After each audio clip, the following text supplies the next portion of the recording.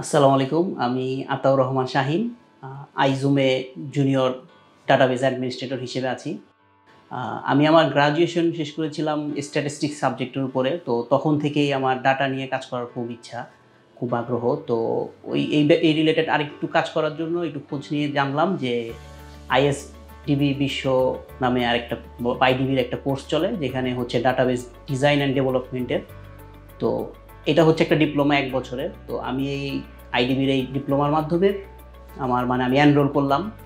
আর এটার আমার ক্লাসটা হলো PeopleNTech ইনস্টিটিউটে। এটা হচ্ছে এখান থেকে আমি আমার কোর্স ডিপ্লোমাটা কমপ্লিট করি।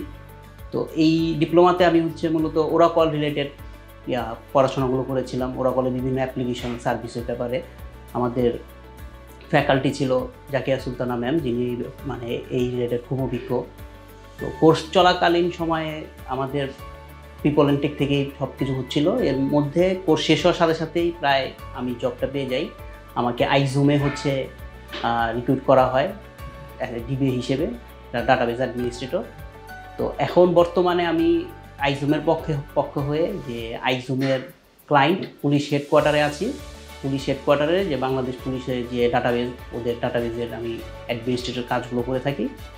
আর এখন সেখানে আমি কাজ করে যাচ্ছি। তো আইজুম PeopleNTech এতে আমি কৃতজ্ঞ যে আমার ডিপ্লোমা শেষ হওয়ার অল্প দিনের মধ্যে আমি এখানে জব করছি এবং খুব বড় একটা প্রতিষ্ঠানে বাংলাদেশ পুলিশের মতো হেডকোয়ার্টারে কাজ করে যাচ্ছি। আইডিবি কোর্স অনেক দিন ধরে চলছে, অনেক বছর ধরে বাংলাদেশে চলছে। তো অনেকেই কোর্স করে, কিন্তু কোর্স করলেই যে জব হয়ে যাবে এমন আসলে না। এখানে পরিশ্রমের একটা ব্যাপার আছে, অধ্যবসায়ের ব্যাপার আছে। সেই সাথে পরিশ্রম আর অধ্যবসায়ের যে কাজটা, এটা আরও সহজ করে দিয়েছিল PeopleNTech-এ। এখানে যে পড়াশোনার এনভায়রনমেন্ট খুবই ভালো, এবং এখানকার যে ফ্যাকাল্টি, যে ম্যাম ছিল আমাদের, সেই সাথে অথরিটি যারা আছে, তারা আমাদের পড়াশোনার জন্য যে কোনো রকমের সহযোগিতা তারা আমাদের দিয়ে থাকতো। যেমন ক্লাস শেষে অনেক সময় হয়েছে যে আমাদের ক্লাস শেষ হয়ে গেছে, আমরা 3-4 ঘন্টাও ল্যাবে বসে কাজ করেছি।